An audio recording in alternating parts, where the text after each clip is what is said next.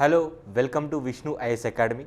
As part of our daily discussion current affairs అనేటువంటివి చాలా ముఖ్యమైనటువంటి పాత్ర పోషించడం జరుగుతుంది. రీసెంట్ ఆఫ్ ద టైమ్స్లో కొంతమంది స్టూడెంట్స్ తెలంగాణకు సంబంధించినటువంటి కరెంట్ అఫైర్స్ కూడా ఈక్వల్ వెయిటేజ్ ఇవ్వమని అడుగుతున్నారు. So definitely I will do that. So కాకపోతే ఎలక్షన్ల సందర్భంగా తెలంగాణకు సంబంధించినటువంటి స్కీమ్స్ కానివ్వండి, లేదంటే తెలంగాణకు సంబంధించినటువంటి ఇంపార్టెంట్ ఇనిషియేటివ్స్ ఆగిపోవడం జరిగింది. సో దీన్ని దృష్టిలో పెట్టుకొని so definitely I will give equal weightage to both Telangana and state current affairs of Andhra Pradesh. అదేవిధంగా నేషనల్ ఇంటర్నేషనల్ కరెంట్ అఫైర్స్ అనేటువంటి కూడా గ్రూప్ 1 గ్రూప్ 2 స్థాయిలో మనం డిస్కస్ చేసుకోవడం జరుగుతుంది. ఈ రోజు నవంబర్ 9కి సంబంధించి ఒక ప్రాముఖ్యత ఉంది. నేషనల్ లీగల్ సర్వీసెస్ డే అనేటువంటిది మనకి ఈ రోజు సెలబ్రేట్ చేసుకోవడం జరుగుతుంది. ఈ కాంటెక్స్ట్ లో అసలు నేషనల్ లీగల్ సర్వీసెస్ అథారిటీ అనేటువంటిది ఏంటి, ఉచితంగా న్యాయ సలహాలు అనేవి సూచనలు అనేటువంటి ఎవరికి ఇస్తారు, ఇవన్నీ ఒకసారి చూద్దాం. సాధారణంగా ఎవరైనా ఒక వ్యక్తికి హక్కులు భంగం కలిగినప్పుడు కానివ్వండి, ఎవరైనా అక్రమంగా కేసులు బనాయించినప్పుడు కానివ్వండి, ఖచ్చితంగా న్యాయస్థానానికి ఆశ్రయించాల్సినటువంటి అవసరం ఉంటుంది. ఈ కాంటెక్స్ట్లో ఆ వ్యక్తి పేదవాడైనప్పటికీ, లేదు అంటే స్త్రీలు కావచ్చు, అదేవిధంగా చిన్నపిల్లలు కావచ్చు, బడుగు బలహీన వర్గాలకు సంబంధించినటువంటి వారు, వీరు న్యాయ సలహాలు సూచనలు అనేటువంటి పొందడం చాలా ఖర్చుతో కూడుకున్నటువంటి పని. కాబట్టి మనకి రాజ్యాంగంలోనే 39A ఆర్టికల్ అనేటువంటిది జతపరచడం జరిగింది. సో 42nd కాన్స్టిట్యూషనల్ అమెండ్మెంట్ ద్వారా 42nd కాన్స్టిట్యూషనల్ అమెండ్మెంట్ ప్రకారం భారత రాజ్యాంగానికి సవరణ చేస్తూ 39A అనేటువంటి ఆర్టికల్ని డైరెక్టివ్ ప్రిన్సిపల్ ఆఫ్ స్టేట్ పాలసీకి జతపరచడం జరిగింది. ఈ 39A అనేటువంటి ఆర్టికల్ ఏం చెప్తుందంటే equal justice and free legal aid. Equal justice and free legal aid. ఇక్కడ ఒక విషయం గుర్తుపెట్టుకోవాలి, మనకి ఆర్టికల్ 14 ఆఫ్ ఇండియన్ కాన్స్టిట్యూషన్ ఉంది. ఆర్టికల్ 14లో ఏం చెప్తుంది, చట్టం ముందు అందరూ సమానమే. సో చట్టం ముందు అందరూ సమానమే అయినప్పుడు అందరికీ సమానమైనటువంటి న్యాయం కూడా అందాలి. ఇది సుప్రీంకోర్టు పలు సందర్భాల్లో వ్యాఖ్యానించినటువంటి మాటలు. సో ఈ కాంటెక్స్ట్లో మీరు గమనిస్తే ఆర్టికల్ 39 ఏం చెప్తుందంటే డైరెక్టివ్ ప్రిన్సిపల్స్ అంటే ఆదేశిక సూత్రాల్లో భాగంగా రాష్ట్రంలో ఆర్ దేశంలో ఉన్నటువంటి ప్రతి ఒక్కరికి కూడా సమానమైనటువంటి న్యాయ అవకాశాలు కానివ్వండి, అదేవిధంగా జస్టిస్ అనేటువంటి అందరికీ సమాంతరంగా జరగాలి అని చెప్పేసి ఆర్టికల్ 39Aలో చెప్తుంది. ఎలా జరగాలి అంటే దానికోసం ఏదైనా స్కీమ్ కావచ్చు, ఏదైనా లెజిస్లేషన్ అంటే చట్టబద్ధమైనటువంటి అంశాలు తీసుకొచ్చి ప్రజలందరికీ కూడా ఉచిత న్యాయ సేవలు అనేటువంటివి అందించాలి. అప్పుడే వారికి న్యాయం అనేటువంటి జరుగుతుంది. ఇక్కడ ఉచిత న్యాయ సేవలు అంటే మనకు అర్థం ఏంటంటే ఏమేమి అందిస్తారు. సో న్యాయ సేవలు అంటే ఏమందిస్తారు, ఉచితంగా న్యాయ సలహాలు అందించడం జరుగుతుంది ఒక వ్యక్తికి, అవసరమైన వ్యక్తికి. అదేవిధంగా కేసులు పరిశీలించి బాధితుని తరపున న్యాయవాదిని కూడా ఉచితంగా నియమించడం జరుగుతుంది. సో మన యొక్క కేసును పరిగణించి మనకి న్యాయవాది అవసరం అనుకున్నట్టయితే న్యాయవాదిని కూడా ఈ యొక్క లీగల్ సర్వీసెస్ అథారిటీ అనేటిది మనకి ఇవ్వడం జరుగుతుంది. సో మనకి కోర్టు ఫీజులు కూడా అదే భరించడం జరుగుతుంది. అంటే ఒక పేదవాడు కోర్టు ఫీజులు కూడా కట్టుకోలేరు కాబట్టి సో కోర్టు ఫీజులు కూడా మనకి భరించడం జరుగుతుంది. అదేవిధంగా తీర్పు వచ్చిన తర్వాత ఆ తీర్పు యొక్క కాపీలని, ఆ తీర్పు యొక్క ప్రతులని మనకి ఇవ్వడం జరుగుతుంది, ఫ్రీగా ఇవ్వడం జరుగుతుంది. సరే అంతా బాగుంది, కానీ ఒక వ్యక్తి ఎక్కడికి వెళ్ళాలి, సాధారణంగా బాధితుడు ఎవరిని ఆశ్రయించాలి అంటే జాతీయ స్థాయిలో నేషనల్ లీగల్ సర్వీసెస్ అథారిటీ అనేటువంటి దాన్ని ఏర్పాటు చేయడం జరిగింది. అదేవిధంగా రాష్ట్ర స్థాయిలో స్టేట్ లీగల్ సర్వీసెస్ అథారిటీ అనేటువంటి దాన్ని ఏర్పాటు చేయడం జరిగింది. డిస్టిక్ లెవెల్లో డిస్టిక్ లీగల్ సర్వీసెస్ అథారిటీని ఏర్పాటు చేయడం జరిగింది. తాలూకా లెవెల్లో అదేవిధంగా మండల స్థాయి లెవెల్లో కూడా దీన్ని ఏర్పాటు చేయడం జరిగింది. అంటే ఈ స్థాయిలో ఏర్పాటు చేయడానికి కారణం ఏంటంటే మనకి 1987వ సంవత్సరంలో లీగల్ సర్వీసెస్ అథారిటీ చట్టం అనేటువంటిది తీసుకురావడం జరిగింది. 1987వ సంవత్సరంలో తీసుకురావడం జరిగింది. 42వ రాజ్యాంగ సవరణ ఎప్పుడు జరిగిందంటే 1976లో జరిగింది. సో 1976లో జరిగిందనమాట. సో ఈ కాంటెక్స్ట్లో సో 42nd కాన్స్టిట్యూషన్ అమెండ్మెంట్ అనేటువంటిది 1976లో జరిగింది. ఈ చట్ట ప్రకారం ఈ రాజ్యాంగ సవరణ ప్రకారం 39A ఆర్టికల్ అనేటువంటిది యాడ్ చేసి తర్వాత రోజుల్లో 1987లో ఈ చట్టం అనేటువంటి చేసి ప్రతి ఒక్కరికి కూడా ఉచిత న్యాయ సేవలు అనేటువంటి అందించడం జరుగుతుంది. సో ఈ కార్యక్రమంలో భాగంగా 1995లో 1995వ సంవత్సరంలో జాతీయ స్థాయిలో, రాష్ట్ర స్థాయిలో, డిస్టిక్ లెవెల్లో కూడా మనకి ఈ యొక్క సర్వీసెస్ అథారిటీస్ అనేటువంటివి ఏర్పాటు చేయడం జరిగింది. సో వీటికి ఎవరు అధ్యక్షత వహించడం జరుగుతుందంటే చీఫ్ జస్టిస్ ఆఫ్ ఇండియా, తర్వాత రాష్ట్ర స్థాయిలో ఉన్నటువంటి లీగల్ అథారిటీస్కి chief justice of state high court. So అదేవిధంగా కింది స్థాయిలో కూడా వ్యవహరించడం జరుగుతుంది.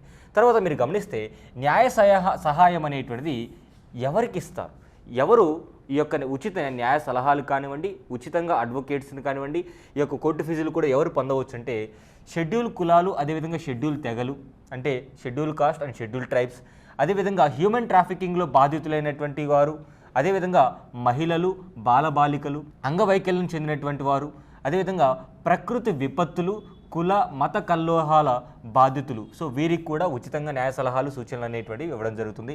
పారిశ్రామిక కార్మికులు అంటే ఇండస్ట్రియల్ వర్కర్స్, తర్వాత రక్షణ గృహం అంటే ఈ యొక్క అనాథ పిల్లలు కావచ్చు, హాస్టల్స్లో ఉండేటువంటి వ్యక్తులు పిల్లలు కావచ్చు. అంటే సంవత్సర ఆదాయం అనేది 3 లక్షల కంటే తక్కువ ఉన్నటువంటి కుటుంబాలందరూ కూడా ఉచిత న్యాయ సేవలు అనేటువంటివి పొందవచ్చు. ఇది మనకి పాలిటీ పాయింట్ ఆఫ్ వ్యూలో మనకి ఇది చాలా ఇంపార్టెంట్. ఇక్కడ టోల్ ఫ్రీ నెంబర్ కూడా ఇవ్వడం జరిగింది. ఈ టోల్ ఫ్రీ నెంబర్కి కూడా మీరు టెలి ఫ్రీ లీగల్ ఎయిడ్ అంటామండి, అది కూడా పొందవచ్చు. కానీ ఈ ఆర్టికల్ అనేటువంటిది ఈ రోజు ఎందుకు ఇచ్చారు? 9th నవంబర్ అనేటువంటిది మొట్టమొదటిసారిగా భారతదేశంలో 9th నవంబర్ అనేటువంటిది ఈ యొక్క చట్టం అనేది అమల్లోకి వచ్చిన రోజు. అంటే 1987లో చేసినటువంటి చట్టం ఏదైతే ఉందో ఇది 9th November of that year మనకి ఇంప్లిమెంటేషన్లోకి రావడం జరిగింది. 1995లో అంటే 1987 చట్ట ప్రకారం 1995వ సంవత్సరంలో నవంబర్ 9th మనకి ఈ ఫ్రీ లీగల్ సర్వీసెస్ అనేటువంటివి ప్రొవైడ్ చేయడం స్టార్ట్ చేయడం జరిగింది. సో ఈరోజు 9th నవంబర్ కాబట్టి అంటే నేషనల్ లీగల్ సర్వీసెస్ డేగా మనం పరిగణించుకోవడం జరుగుతుంది. సో దీనికి సంబంధించినటువంటి కంప్లీట్ డీటెయిల్స్ ఇంకొన్ని అంశాల్లో మనం తెలుసుకునేటువంటి ప్రయత్నం చేద్దాం. అసలు లోక్ అదాలత్స్ అనేటువంటివి ఎలా వచ్చాయి, లోక్ అదాలత్స్ అనేటువంటివి ఏ విధంగా వచ్చాయి, వాటన్నిటి గురించి తెలుసుకునేటువంటి ప్రయత్నం చేద్దాం. లోక్ అదాలత్ అంటే ప్రజలకు సంబంధించి ఇది ఒక డిస్ప్యూట్ రెజల్యూషన్ మెకానిజంగా పనిచేస్తుంది. డిస్ప్యూట్ రెజల్యూషన్ మెకానిజం అంటే ఆల్టర్నేటివ్ డిస్ప్యూట్ రెజల్యూషన్ మెకానిజం అన్నా లేదంటే మనకి ఈ యొక్క లోక్ అదాలత్స్ అన్న ఒకే విధంగా పనిచేయడం జరుగుతుంది. సాధారణంగా లోక్ అదాలత్ అనేటువంటి concept alternative dispute resolution mechanism అంటే ఏడిఆర్ అంటాం. ఏడిఆర్ ఇది మనకి పాలిటీ పాయింట్ ఆఫ్ వ్యూలో చదువుకుంటాం. సో లోక్ అదాలత్స్ అనేటువంటి కాన్సెప్ట్ ఎక్కడి నుంచి వచ్చిందంటే మొదటగా ఫ్రాన్స్ అనేటువంటి దేశం 1851లో ఈ యొక్క లోక్ అదాలత్స్ని ఆ యొక్క దేశంలో స్టార్ట్ చేయడం జరిగింది. తర్వాత బ్రిటన్లో 1944లో లోక్ అదాలత్స్ అనేటువంటి స్టార్ట్ చేయడం జరిగింది. 14వ లా కమిషన్ అనేటువంటిది కూడా భారతదేశంలో 1958లో లోక్ అదాలత్స్ అనేటువంటివి ఏర్పాటు చేయాలని చెప్పేసి రికమెండేషన్ చేసింది. తర్వాత సుప్రీంకోర్టు అనేటువంటిది పలు కేసుల్లో Hussainara Khatoon versus state of Bihar కేసులో సుప్రీంకోర్టు ఏమని వ్యాఖ్యానించిందంటే పేదలకు న్యాయం అనేటువంటిది ఒక హక్కుగా పరిగణించాలి. ఆ న్యాయం అనేది రావాలి, జరగాలి, వారికి ఇవ్వాలి అంటే ఖచ్చితంగా వాళ్ళకి ఈ యొక్క న్యాయ సేవలు అనేటువంటి ఉచితంగా అందించాలని చెప్పడం జరిగింది. అదేవిధంగా క్రాంతి వర్సెస్ స్టేట్ ఆఫ్ బీహార్లో కూడా ఫ్రీ లీగల్ ఎయిడ్ అనేటువంటిది, ఫ్రీ ఉచిత న్యాయ సేవలు అనేటువంటివి ఆర్టికల్ 21 కింద మనం పరిగణించవచ్చు అని చెప్పడం జరిగింది. అంటే ఈ ఇంపార్టెంట్ కేసెస్ కూడా ఏం చెప్తున్నాయంటే before establishing this national legal services authority establish చేయడం కంటే ముందే మనకి పలు సందర్భాల్లో ఈవెన్ పిఎన్ భగవతి కమిటీ కూడా ఆర్టికల్ 14 అనేటువంటిది చాలా కీలకం. ఈక్వల్ జస్టిస్ అనేటువంటిది ఆర్టికల్ 14 పరంగా మనం చూసుకున్నట్టయితే ఈ యొక్క చట్టం ముందు అందరూ సమానమే అన్నప్పుడు అందరికీ సమానమైనటువంటి అవకాశాలు కూడా కల్పించాలి. చట్టం ముందు అందరూ సమానమైనప్పుడు సమానమైనటువంటి అవకాశాలు కూడా కల్పించాలని చెప్పడం జరిగింది. So national legal services authority day సందర్భంగా మనకి ఈ కంప్లీట్ డీటెయిల్స్ అనేటువంటి ఒకసారి చూడొచ్చు, ఫ్యాక్చువల్ డీటెయిల్స్ మొత్తం కూడా. నెక్స్ట్ ఆర్టికల్ వచ్చేసి మనకి రష్యా దూకుడుతో అణ్వస్త్ర ఆందోళన. ఎందుకు ఇది న్యూస్లో ఉంది అంటే రీసెంట్గా సిటీబీటీ కాంప్రహెన్సివ్ టెస్ట్ బ్యాన్ ట్రీటీ అంటాం. అంటే ఈ న్యూక్లియర్ వార్ హెడ్స్ కానివ్వండి, న్యూక్లియర్ టెస్ట్లు కండక్ట్ చేయకుండా ఉండడం కోసం 1996లో సిటీబీటీ అనేటువంటి ఒక ఒప్పందం పైన చాలా దేశాలు సంతకాలు చేయడం జరిగింది. సో ఈ కాంటెక్స్ట్లో ఆ పర్టికులర్ కాంప్రహెన్సివ్ టెస్ట్ బ్యాన్ ట్రీటీలో సంతకాలు చేసినటువంటి ప్రతి కంట్రీ కూడా ఎలాంటి న్యూక్లియర్ వెపన్స్ టెస్టింగ్ అనేటువంటి చేయకూడదు, ఉల్లంఘించినట్టయితే చర్యలు తీసుకోవడం జరుగుతుంది. సో ఈ 1996లో జరిగినటువంటి ట్రీటీలో అమెరికాతో పాటు రష్యాతో పాటు చాలా దేశాలు సైన్ చేయడం జరిగింది. కాకపోతే ఇక్కడ మీరు గమనించాలి, ఇండియా అనేటువంటిది సిటీబీటీలో సైన్ చేసిందా అంటే చేయలేదు. ఇండియా అనేటువంటిది కాంప్రహెన్సివ్ టెస్ట్ బ్యాన్ ట్రీటీలో సైన్ చేసిందంటే చేయలేదు. అదేవిధంగా రీసెంట్గా రష్యా అనేటువంటిది ఈ సిటీబీటీ నుంచి వైదొలగడం చాలా తీవ్రంగా పరిగణించాల్సినటువంటి అంశం. ఎందుకంటే కాంప్రహెన్సివ్ టెస్ట్ బ్యాన్ ట్రీటీ అనేటువంటిది ఏం చెప్తుంది, న్యూక్లియర్ వెపన్స్ టెస్టింగ్ అనేది చేయకూడదు. అంటే మొదట్లో సంతకం పెట్టినటువంటి రష్యా ఇప్పుడు వెనక్కి వచ్చింది అంటే they are ready to go for nuclear testing అనమాట. ప్రజెంట్ ప్రపంచాన్ని మొత్తాన్ని కూడా కుదిపేస్తున్నటువంటి అంశం ఏంటంటే ఒకవైపు నార్త్ కొరియా, మరోవైపు ఇరాన్ అనేటువంటి దేశాలు, అదేవిధంగా ఇప్పుడు రష్యా కూడా ఈ యొక్క న్యూక్లియర్ హెడ్స్ అనేటువంటి టెస్ట్ చేసినట్టయితే ప్రపంచవ్యాప్తంగా కూడా అన్ని దేశాల మధ్య ఒక ఇబ్బందికర వాతావరణం కావచ్చు, లేదంటే వార్ సిచ్యువేషన్ అనేటువంటిది రేకెత్తిచ్చేటువంటి అవకాశం ఉంటుంది. ఒకప్పుడు కోల్డ్ వార్ ఎరా అనేటువంటి చూసాం రష్యాకి అదేవిధంగా అమెరికాకి సంబంధించి. సో ఈ కాంటెక్స్ట్లో ఇప్పుడు మళ్ళీ ఆ కోల్డ్ వార్ సిచ్యువేషన్ అనేటువంటి రైజ్ అయ్యే అవకాశం ఉంటుందని చెప్తున్నారు. సో రష్యా అనేటువంటిది ఇలా బయటికి రావడం యావత్ ప్రపంచ దేశాలన్నిటికీ కూడా ఒక ఆందోళనకరమైనటువంటి విషయమే. ఎందుకంటే ఇప్పుడు రష్యా అనేది న్యూక్లియర్ టెస్టింగ్స్ జరిపితే మిగతా దేశాలు కూడా ఈ న్యూక్లియర్ వార్ రేస్లో పోటీ పడడానికి ప్రయత్నిస్తాయి. సో ప్రపంచం మొత్తం ఒకవైపు శాంతి నెలకొల్పాల్సినటువంటి బాధ్యత ఉన్నటువంటి దేశాలే ఒకవైపు వార్ని ప్రోత్సహిస్తున్నాయి అంటే దీన్ని తీవ్రంగా పరిగణించాల్సినటువంటి అంశంగా ఈ ఆర్టికల్ రావడం జరుగుతుంది. సో ఈ ఆర్టికల్ నుంచి క్రక్స్ అనేటువంటిది ఇక్కడ రాశాను సింపుల్గా అర్థం చేసుకోవడం కోసం. మనకి అమెరికా అనేటువంటిది W93 వార్ హెడ్స్ అనేటువంటి ఎవరి చేతిలో ఉన్నాయి? W93 most powerful nuclear weapons అండి. ఈ వార్ హెడ్స్ అనేటువంటి ఏ దేశంతో ఉన్నాయంటే అమెరికాతో ఉన్నాయన్నమాట. సో గతంలో ఇవి successors of W77, W78 war heads యొక్క సక్సెసర్స్ ఇవన్నమాట. అదేవిధంగా అమెరికా అనేటువంటిది 1954లో కెజిల్ బ్రావో అనేటువంటి కోడ్ నేమ్తో కోడ్ నేమ్తో న్యూక్లియర్ టెస్ట్ అనేటువంటి జరిపింది. ఎక్కడ జరిపిందంటే మార్షల్ ఐలాండ్స్లో ఈ యొక్క న్యూక్లియర్ టెస్ట్ అనేటువంటి జరిపింది. అదేవిధంగా 1964లో చైనా అనేటువంటిది కూడా న్యూక్లియర్ టెస్ట్ని కండక్ట్ చేయడం జరిగింది. 1964లో చైనా అనేటువంటిది కూడా ఈ యొక్క న్యూక్లియర్ టెస్ట్ని కండక్ట్ చేయడం జరిగింది. సో ఎప్పుడైతే చైనా న్యూక్లియర్ టెస్ట్ని కండక్ట్ చేసిందో భారత్ జాగ్రత్త పడింది. గతంలో 1954లో అమెరికా న్యూక్లియర్ టెస్ట్ కండక్ట్ చేసినప్పుడు ఇది ఓషన్లో కండక్ట్ చేశారండి. మార్షల్ ఐలాండ్స్ అంటే ఓషన్లో కండక్ట్ చేసినప్పుడు యావత్ ఎన్విరాన్మెంటల్ ఇష్యూస్ అనేటువంటివి చాలా కాలం కొనసాగాయి. దీన్ని అప్పటి ప్రధానమంత్రి అయినటువంటి జవహర్లాల్ నెహ్రూ గారు తీవ్రంగా పరిగణించారు, తీవ్రంగా ఖండించారు కూడా. ఎప్పుడైతే మనకి ఈ యొక్క చైనా అనేటువంటి కండక్ట్ చేసిందో న్యూక్లియర్ టెస్ట్ అనేది మనం జాగ్రత్త పడాల్సినటువంటి సమయం వచ్చింది.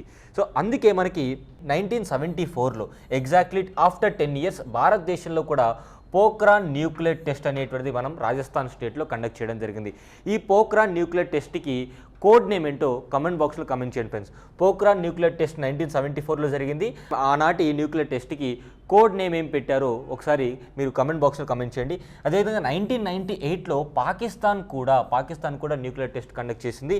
అదేవిధంగా 1998లో భారత్ కూడా రెండవ న్యూక్లియర్ టెస్ట్ అనేటువంటిది కండక్ట్ చేయడం జరిగింది. సో ఇక్కడ పోఖ్రాన్ న్యూక్లియర్ టెస్ట్కి అదేవిధంగా 1998లో నిర్వహించినటువంటి అగైన్ పోఖ్రాన్ 2 న్యూక్లియర్ టెస్ట్కి కోడ్ నేమ్స్ అంటూ కమెంట్ బాక్స్లో కమెంట్ చేయండి. సో ఇది ఈ యొక్క పర్టికులర్ ఆర్టికల్ యొక్క క్రక్స్ ఏమిటి అంటే సిటీబీటీ నుంచి బయటికి రావడం వల్ల ఇప్పుడు ప్రతి ఒక్క అగ్రదేశంలో కూడా న్యూక్లియర్ వెపన్స్ డెవలప్ చేసుకోవాలనేటువంటి ఒక ఆలోచన వస్తుంది. సో ప్రపంచం అనేటువంటి శాంతి వైపు నడపాల్సినటువంటి ప్రపంచం ఇప్పుడు ఒకవైపు రష్యా ఉక్రెయిన్ చూస్తున్నాం, లేదంటే ఇజ్రాయెల్ గాజా వార్ చూస్తున్నాం. అండ్ ఇప్పుడు రష్యా ఇంకొక స్టెప్ ముందుకు వేయడం జరిగింది. సో రష్యాతో పాటు నార్త్ కొరియా, ఇరాన్, అదేవిధంగా ఈ యొక్క రష్యా అనేటువంటిది మనకి ముగ్గురు కూడా కలిస్తే చాలా ప్రమాదం ఉంది అని చెప్పడం జరుగుతుంది. సో ఈ కాంటెక్స్ట్లో నెక్స్ట్ ఆర్టికల్ వచ్చేసి వెరీ సింపుల్ ఆర్టికల్. ఆసియా కాంటినెంట్లో క్యూఎస్ అనేటువంటి సంస్థ నిర్వహించినటువంటి ర్యాంకింగ్స్లో కాంటినెంట్కి సంబంధించినటువంటి ఆసియా యూనివర్సిటీ ర్యాంకింగ్స్లో ఇండియా టాప్లో నిలిచింది.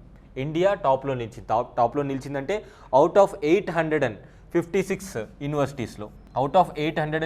యూనివర్సిటీస్లో భారతదేశం నుంచి దాదాపుగా 140 యూనివర్సిటీస్ అనేటువంటివి నిలవడం జరిగింది.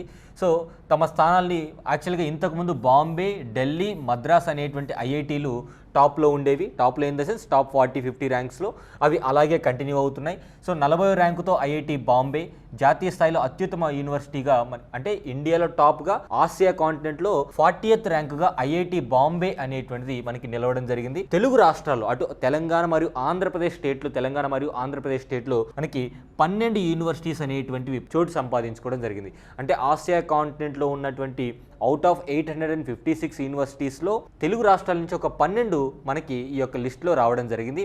ఆంధ్రప్రదేశ్ నుంచి అయితే మనకి ఉదాహరణకి ఎన్జి రంగా యూనివర్సిటీ గుంటూరులో, తర్వాత శ్రీ వెంకటేశ్వర యూనివర్సిటీ తిరుపతిలో కానివ్వండి, అదేవిధంగా కేఎల్ యూనివర్సిటీ, విశాఖపట్నంలో ఉన్నటువంటి GITAM university, Andhra university and Vignan university, ఇట్లా తెలంగాణ రాష్ట్రం నుంచి కూడా ఉస్మానియా యూనివర్సిటీ, తర్వాత ఐఐటి హైదరాబాద్ కానివ్వండి, సో ఇట్లా హైదరాబాద్ యూనివర్సిటీ కానివ్వండి, ఇట్లా తెలంగాణ రాష్ట్రం నుంచి కూడా మనకి రావడం జరిగింది.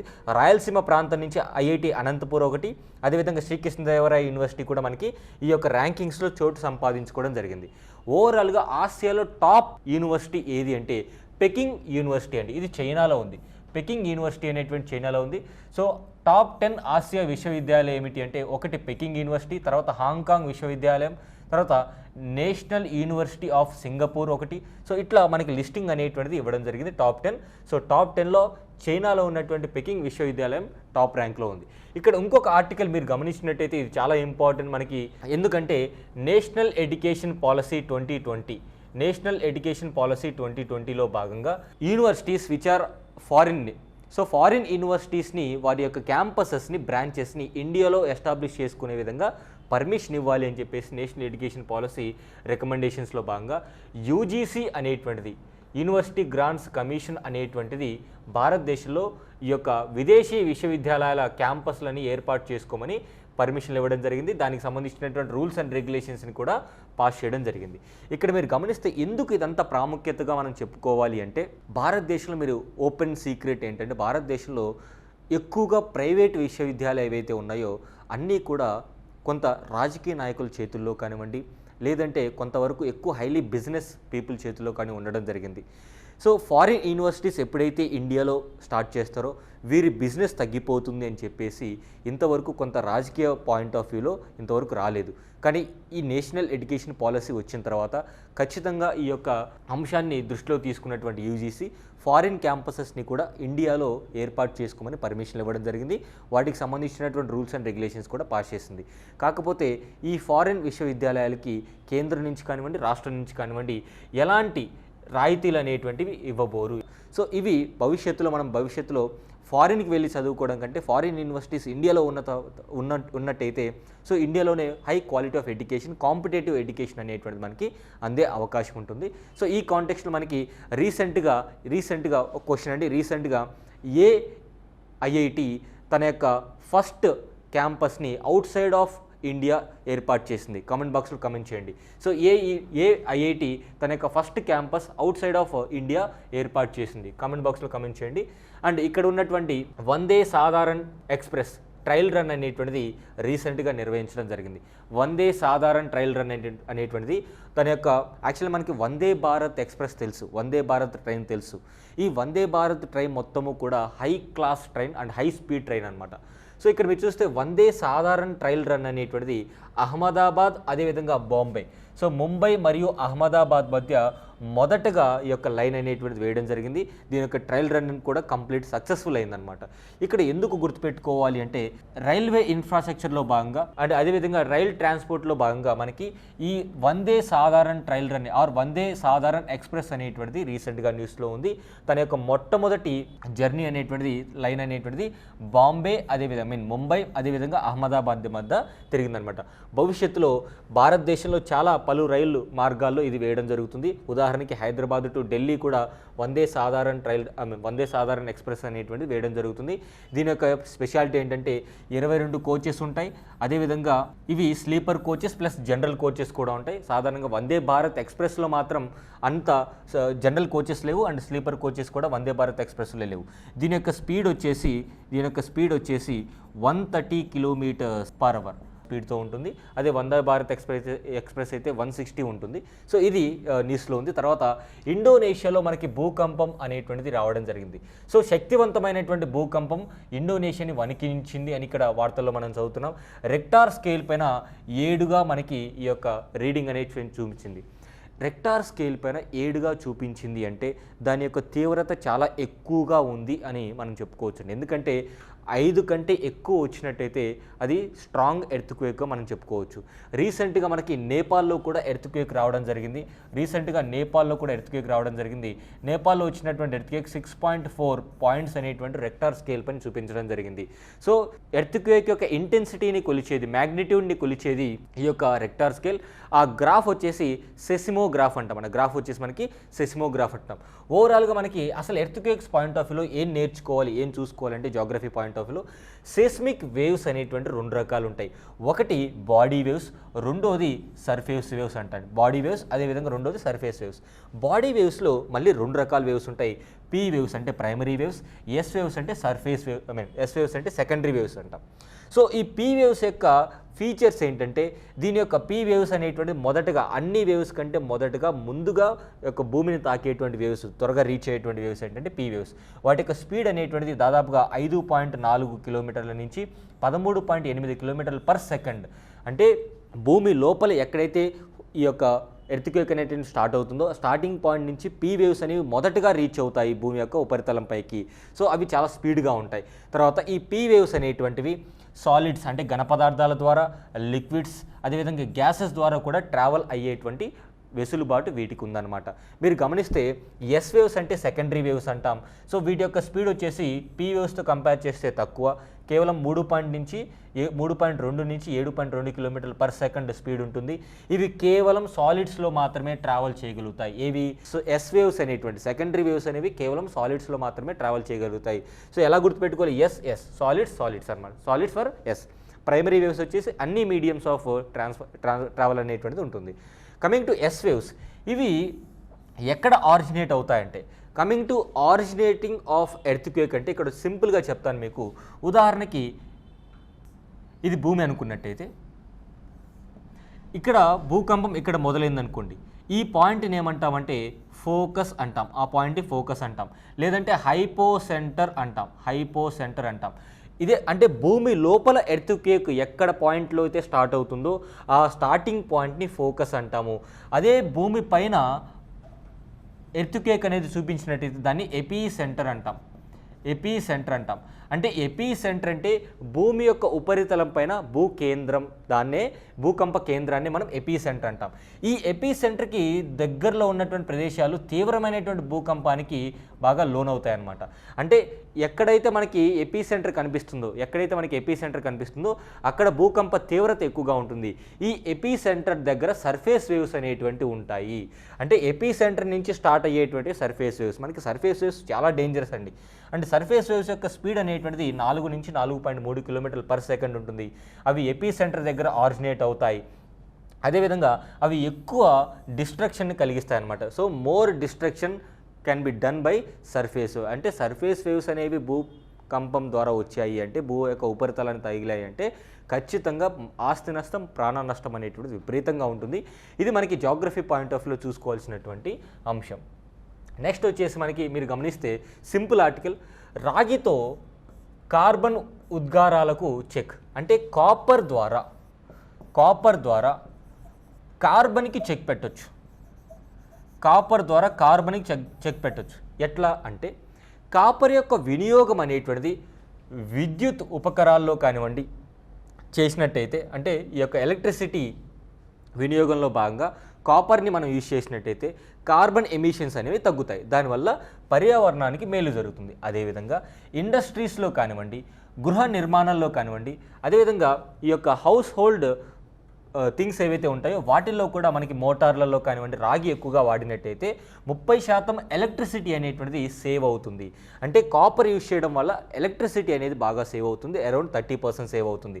అండ్ ఎలక్ట్రిక్ వెహికల్స్లో కానివ్వండి, ఎలక్ట్రిక్ కార్స్లో కానివ్వండి, బస్సులో కానివ్వండి కాపర్ని యూజ్ చేసినట్టయితే 40% అనేది ఎనర్జీ బాగా సేవ్ అవుతుంది. అంటే కాపర్ వల్ల ఎంతో లాభాలు ఉన్నాయి. దానివల్ల కార్బన్ ఎమిషన్స్ తగ్గించుకోవచ్చు. సో దట్ మనకి net neutrality or net zero అనేటువంటిది 2050 కల్లా మనం రీచ్ అవ్వచ్చు అని చెప్పేసి ఇంటర్నేషనల్ కాపర్ అసోసియేషన్ వారు రీసెంట్గా రిలీజ్ చేసినటువంటి report copper the pathway to net zero ఏదైతే మనకి రిలీజ్ చేశారో దాంట్లో భాగంగా చెప్పడం జరుగుతుంది. అండ్ ఒక టన్ను కాపర్ క్యాథోడ్ అనేటువంటిది ఉత్పత్తిలో మనకి కార్బన్ డయాక్సైడ్ అనేది 3.5 టన్నులు విడుదలవుతుంది. కానీ మనకి అదే కాపర్ని ఎలక్ట్రిక్ ఉత్పత్తుల్లో మనం తయారీ వాడకంలో యూజ్ చేసినట్టయితే ఈ యొక్క కార్బన్ డయాక్సైడ్ అనేటువంటిది ఎమిషన్ అవ్వడం చాలా తగ్గిపోతుంది అని మనకు చెప్పడం జరుగుతుంది. అంటే కాపర్ తయారు చేయడం ద్వారా కార్బన్ ఎమిషన్స్ అవుతాయి, కానీ ఆ కార్బన్ ఎమిషన్స్ ఇంకా తగ్గించుకోవచ్చు. ఎట్లాగా? ఈ కాపర్ని తీసుకెళ్ళి ఎలక్ట్రిసిటీలో మనం యూజ్ చేసినట్టయితే ఇంకా తగ్గడం జరుగుతుంది. అదేవిధంగా పెట్రోల్ డీజిల్ కార్లలో కాపర్ని మనం యూజ్ చేసినట్టయితే ఒక 40% ఎనర్జీ అనేటువంటిది బాగా సేవ్ అవుతుంది. అంటే copper is a future for carbon emissions check పెట్టడానికి మనకి కాపర్ అనేటువంటిది బాగా యూజ్ అవుతుందని ఇక్కడ చెప్పడం జరుగుతుంది. సో ఇది మనకి examination point of view important. Next article which is very very important. ప్రపంచవ్యాప్తంగా మీరు గమనించినట్టయితే సైబర్ బాధిత దేశాల్లో భారత్ టాప్లో ఉంది. అంటే భారత్లో సైబర్ క్రైమ్స్ అనేటువంటివి విచ్చలవిడిగా జరుగుతున్నాయి. సైబర్ క్రైమ్స్ని ఇన్వైట్ చేసేది మనమే త్రూ అవర్ స్మార్ట్ ఫోన్ లేదా మన ల్యాప్టాప్స్ ద్వారా. సో ఇతర ఎలక్ట్రానిక్ డివైజెస్ ద్వారా అనవసరమైనటువంటి లింకులపైన ప్రెస్ చేసి అనవసరమైనటువంటి వెబ్సైట్స్ మీద క్లిక్ చేస్తే మనకి సైబర్ క్రైమ్స్కి మనం ఎఫెక్ట్ అయ్యేటువంటి అవకాశం ఉంటుంది. సో ఈ కాంటెక్స్ట్లో భారత్ అనేటువంటిది సైబర్ బాధిత దేశాల్లో నెంబర్ 1గా ఉంది. సో భారతదేశంలో మనకి ఎలక్ట్రానిక్స్ డివైజెస్ యూజ్ చేయడం చాలా ఎక్కువ. సో ఈ కాంటెక్స్ట్లో దాన్ని అవకాశంగా తీసుకుంటున్నటువంటి సైబర్ నేరగాళ్ళు గత 3 సంవత్సరాల్లో మీరు గమనిస్తే 278% of crime rate in terms of cyber attacks భారీగా పెరిగింది. 278%. ఎక్కువ ఈ యొక్క థ్రెట్స్ అనేటువంటివి, ఎక్కువ నేరాలు అనేటువంటి ఎక్కడి నుంచి చేస్తున్నారు? చైనా దేశం నుంచి చేయడం జరుగుతుంది. సో చైనా నుంచి మనకి సైబర్ అటాకింగ్ థ్రెట్ అనేటువంటిది విపరీతంగా ఉంది. సో అంతర్జాతీయ సైబర్ భద్రతా ఏజెన్సీ సైఫిర్మా ఈ యొక్క నివేదికలో భాగంగా చెప్పింది. సైఫిర్మా అనేటువంటిది ఇంటర్నేషనల్ సైబర్ సంబంధించినటువంటి ఆర్గనైజేషన్. భారత్ ఎక్కువగా సైబర్ అటాక్స్కి గురవుతుంది. మరి గవర్నమెంట్ తీసుకున్నటువంటి నిర్ణయాలేంటి? సైబర్ అటాక్స్కి మనం ఎఫెక్ట్ అవ్వకుండా, బాధితులం అవ్వకుండా గవర్నమెంట్ తీసుకున్నటువంటి ఇనిషియేటివ్స్ ఏంటి అంటే సెర్టిన్ అనేటువంటి ఒక ఇనిషియేటివ్ అండి. సెర్టిన్ అంటే cyber emergency response team. So మన ఈ పర్టికులర్ టీమ్ అనేటువంటిది ఎప్పటి నుంచి ఆపరేషన్లో ఉంది? 2004వ సంవత్సరం నుంచి కూడా సెర్టిన్ అనేటువంటిది భారతదేశంలో ఇంప్లిమెంట్ చేయడం జరుగుతుంది. ఇది జాతీయ స్థాయిలో నోడల్ ఏజెన్సీగా ఉంటుందన్నమాట. ఎందుకు? కంప్యూటర్ ద్వారా జరిగినటువంటి సైబర్ ఇన్సిడెంట్స్ ఏవైతే ఉంటాయో, సైబర్ అటాక్స్ ఏవైతే ఉంటాయో వాటన్నిటిని కూడా ఇది చెక్ చేయడం జరుగుతుంది. అదేవిధంగా రెండోది వచ్చేసి మనకి cyber crime coordination centre, I4C అంటాం. I4C అంటే అంటే Indian cyber crime coordination centre. ఇది యూనియన్ గవర్నమెంట్ అనేటువంటిది ఏర్పాటు చేయాలనుకోవడం జరిగింది. సో ఇది అపెక్స్ కోఆర్డినేషన్ సెంటర్. అంటే ప్రతి ఒక్క కేంద్రం నుంచి కోఆర్డినేషన్ అనేది జరుపుతుంది. అంటే పరస్పరంగా ఇన్ఫర్మేషన్ అనేటువంటి తీసుకొని డీల్ చేయడం జరుగుతుంది. తర్వాత సైబర్ స్వచ్ఛతా కేంద్రాస్ అనేటువంటి దాన్ని కూడా భారతదేశం 2017వ సంవత్సరంలో 2017లో సైబర్ స్వచ్ఛతా కేంద్రాస్ అనేటువంటివి ఏర్పాటు చేయడం జరిగింది. ఈ సైబర్ స్వచ్ఛతా కేంద్రాస్ అనేటువంటివి ఒక ప్లాట్ఫామ్గా, అంటే ఒక యూజర్కి ప్లాట్ఫామ్గా ఉపయోగపడడం జరుగుతుంది. ఎందుకు అంటే వారి యొక్క సిస్టమ్స్లో, ఫర్ ఎగ్జాంపుల్ మన యొక్క ల్యాప్టాప్స్లో కానివ్వండి, డెస్క్టాప్లో కానివ్వండి, ఏవైనా వైరస్లు ఉన్నాయా, లేదంటే మాల్వేర్ బాట్స్ ఉన్నాయా, లేదంటే ట్రోజన్ ఇట్లాంటి ఏమైనా ఉన్నాయి అంటే అది మనకి ఇన్ఫర్మేషన్ ఇవ్వడం జరుగుతుంది. సో అదేవిధంగా సైబర్ సురక్షిత్ భారత్. ఈ సైబర్ సురక్షిత్ భారత్ అనేటువంటిది ministry of electronics and information technology, MeitY అంటాం. So ministry of electronics and information technology so ఇదేం చేసిందంటే సైబర్ సురక్షిత కేంద్రాస్ అనేటువంటివి ఏర్పాటు చేసి ఒక అవేర్నెస్ క్యాంపెయిన్ అనేటువంటిది రన్ చేసి సో చీఫ్ ఇన్ఫర్మేషన్ సెక్యూరిటీ ఆఫీసర్స్ని అపాయింట్ చేయాలి. అదేవిధంగా IT staff across all government డిపార్ట్మెంట్స్లో కూడా ఐటీ స్టాఫ్ అందరికీ కూడా అవేర్నెస్ కల్పించాలని చెప్పేసి ఈ యొక్క సైబర్ సురక్షిత భారత్ అనేటువంటి ప్రోగ్రామ్ని ఇనిషియేటివ్ స్టార్ట్ చేయడం జరిగింది. సో సైబర్ థ్రెట్స్కి గవర్నమెంట్ ఆఫ్ ఇండియా తీసుకున్నటువంటి ఇనిషియేటివ్స్ అన్నీ కూడా మనకి లిస్ట్లో ఇవ్వడం జరిగింది. నెక్స్ట్ వచ్చేసి మనకి నేను రీసెంట్గా గమనించినటువంటి అంశం ఏంటంటే తెలుగు న్యూస్ పేపర్స్లో కూడా కొన్ని టర్మ్స్ వస్తున్నాయి. ఉదాహరణకి పీటీ వారెంట్ అని, సైబర్ బుల్లీయింగ్ అని. సో ఇట్లా వచ్చేటువంటి టర్మ్స్ని లాస్ట్లో ఈ విధంగా టేబుల్ లాగా మీకు నేను చూపించడం జరుగుతుంది. వీటి యొక్క ఎక్స్ప్లెనేషన్ కూడా ఇస్తాను. సైబర్ బుల్లీయింగ్ అంటే బెదిరించడం అండి. సైబర్ బుల్లీయింగ్ అంటే బెదిరించడం. సో ఎలా అంటే మన యొక్క మొబైల్కి మెసేజెస్ కానివ్వండి, ఫోన్ కాల్ కానివ్వండి, సో ఇట్లా చేసి the use of electronic communication to bully అంటే బెదిరించడం, ఒక వ్యక్తిని బెదిరించడం కానివ్వండి, by sending messages of an intimidating, భయభ్రాంతుల్ని చేసే విధంగా, కంగారు పడే విధంగా, లేదంటే ఈ యొక్క థ్రెట్స్ అనేటువంటివి మెసేజెస్ ద్వారా కానివ్వండి, లేదంటే ఫొటోస్ ద్వారా కానివ్వండి, ఫోన్ కాల్స్ ద్వారా కానివ్వండి, మనకి ఎలక్ట్రానిక్ కమ్యూనికేషన్ అంటే మొబైల్ ఫోన్స్ ద్వారా, ల్యాప్టాప్స్ ద్వారా యూజ్ చేసి ఒక వ్యక్తిని మనం బెదిరించినట్టయితే దాన్ని సైబర్ బుల్లింగ్ అంటాం. ఈ సైబర్ బుల్లింగ్కి ఎక్కువగా ఎవరు ఎఫెక్ట్ అవుతున్నారు అంటే చిల్డ్రన్ అండ్ ఉమెన్ కూడా అండి, చిల్డ్రన్ అండ్ ఉమెన్ కూడా. సో సైబర్ బుల్లింగ్ అంటే ఎలక్ట్రానిక్ కమ్యూనికేషన్స్ అంటే మొబైల్ ద్వారా కావచ్చు, ల్యాప్టాప్ ద్వారా కావచ్చు, మన మెసేజ్ అనేది చేసి ఒక వ్యక్తిని భయపించడం లేదంటే బెదిరించడం అవుతుందన్నమాట.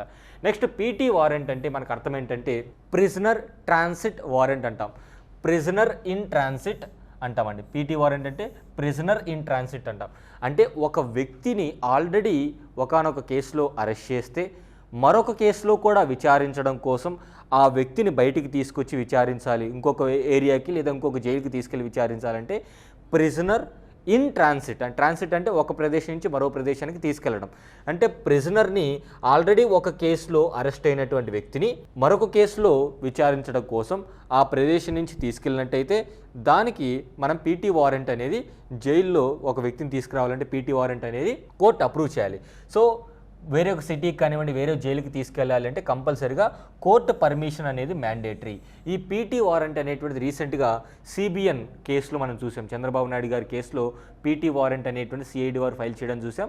సో దానికి సంబంధించి పీటీ వారెంట్ అనేటువంటి మనకి ఎగ్జామినేషన్ పాయింట్ ఆఫ్ వ్యూలో కూడా ఇంపార్టెంట్ అండి. సో ఇది ఈరోజు కరెంట్ అఫైర్స్.